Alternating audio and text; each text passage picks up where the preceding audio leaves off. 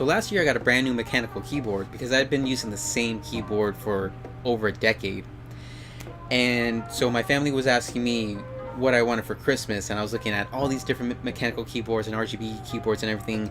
So I finally decided on the Corsair K95 Platinum RGB keyboard. And so like I said, I've been using it for the past year. There's some positives and some negatives, and I just want to cover them as quickly as I can. So first, well, I've covered mechanical key switches in a different video because I started with Cherry MX Reds because that's what all the people on YouTube said. For gaming, you use Cherry MX Reds, you have super quick speed, you know, bam, bam, bam. But I also use this keyboard for typing, not just for gaming, so I was making mistakes left and right. Like, you couldn't understand what words I was trying to type because just like next key over was activating when I barely touched it.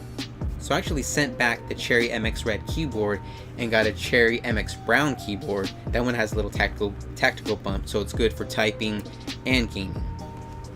So the keyboard itself, as you can see, has a really thick cable, which is really great. But it also has a thick cable because it uses two USB plugs. One is for like the actual keyboard powering it all, and the other one is for this USB hub right here. And remember, USB hubs, they're not the same as just connecting directly into the USB port on your computer or your motherboard. It's like less power, less transfer rate and stuff. When I connected my iPhone back when I was still using an iPhone, it just kept connecting and disconnecting, connecting and disconnecting. So I guess it just doesn't have enough power for phones, I don't think, for like transferring phones and maybe even charging phones. I don't even know, man. So I just kept using my basic computer for charging and everything like that. So you can still use it for like flash drives and everything. I don't really have any problems with that. But you have two plugs and you still don't, whatever. That's just that. So the actual layout of the keyboard is pretty much standard American, I believe. And then it has some macro keys on this side. You can assign a certain set of functions to each macro key, but you have to do it in the software, the Corsair software that comes with it. Before I get into the software, I still want to focus just on the hardware. Right above the F switches, you have these three switches that are specifically for the Corsair keyboard. This is different profiles that are supposed to change the different RGB settings, or if you have different macro settings, just different profiles. The middle one is brightness, shutting off the RGB, or, you know, like I said, brightness. This one is a Windows lock key. You press it and the Windows key gets locked. It's that simple. Over the number pad, we have the media keys. We have stop, skip back, play pause, skip forward. And then we have a little scroll thingy for the volume, and then a mute button. I find that really useful, although sometimes it didn't work. I don't know why. And then at the bottom of the keyboard, we have the little X channel for any wires that you want to put through. And then we have 2 feet, but they're just kind of cheap plastic feet. I don't know. There is some, you know, anti-slip rubber on them. And then there's anti-slip rubber over here and down here. Really thick pads, so that is good for anti-slippage. But just the feet, they're just kind of cheap. I don't know. Because the keyboard was $200. I should mention that. And then the wrist rest, it just snaps on with plastic. But as you can see, mine already broke. Because again, it's just cheap, thin plastic that you just pop into place and then it connects. Like, I don't know, man. You guys think you could have connected it some more secure way, not this. But then on the wrist rest, another great addition is you can remove this for cleaning and everything. But wrist rests are really great when typing. Also, they got different keycaps. You guys probably already saw that my Q and R is different. So these special keycaps are gray with a little bit of ridges on them, and they included Q, W, E, R, D, and F for mobile games like League of Legends, and then WASD for first-person shooters or pretty much any other games. There is a slight curvature on them, but it's not too bad with WASD, but it is really funky with Q, W, E, and R. So I usually just use the keycaps for Q and R, and then have W and E the normal keycaps. So the keyboard layout is more or less the same as other keyboard layouts, but there is this other key right here by the Windows key.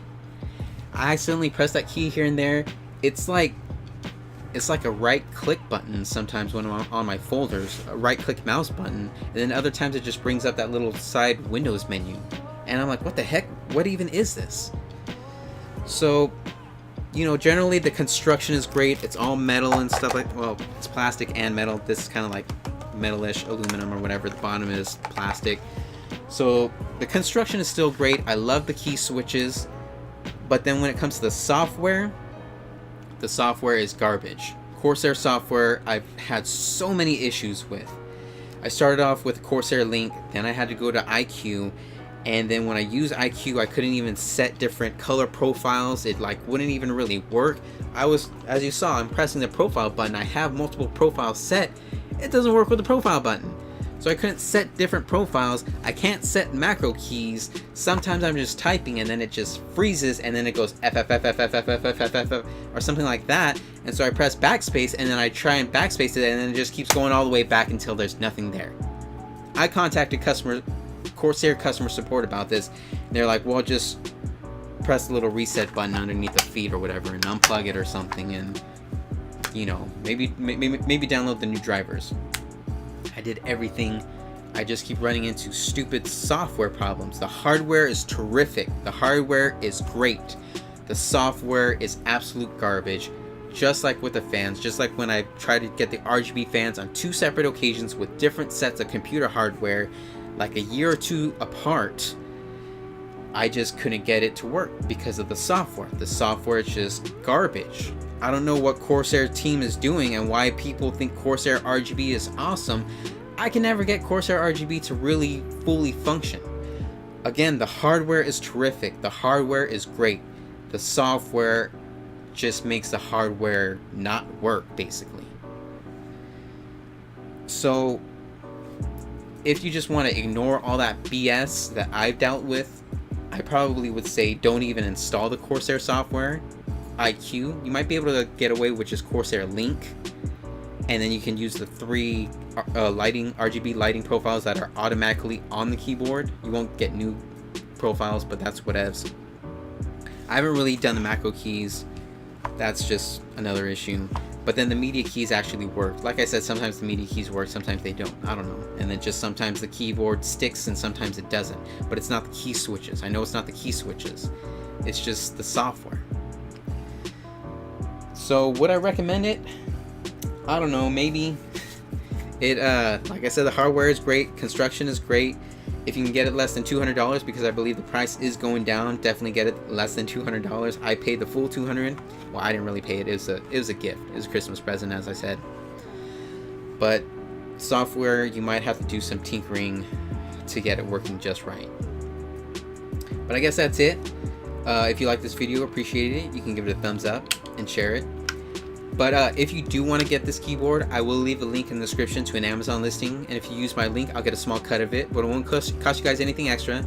It'll just help keep my YouTube channels and my website running. But yeah, that's pretty much it. Leave a comment telling me what you think. If you already have the keyboard, definitely tell me what you think. Or if you wanted to get the keyboard, you know, you can give me some thoughts. Again, if you get a different Corsair keyboard, you'll still probably run into the same problems because it's used the exact same Corsair software. That's just all I'm saying. Because I use Corsair fans, which use the exact same Corsair software, and I couldn't get the Corsair fan RGB to work, and I kept contacting customer support. I don't know, I'm just gonna keep ranting and rambling. So yeah, it is. Some good sides, some downsides, upsides, downsides, whatevs. Like, share, comment, whatever. And I'll see you guys later.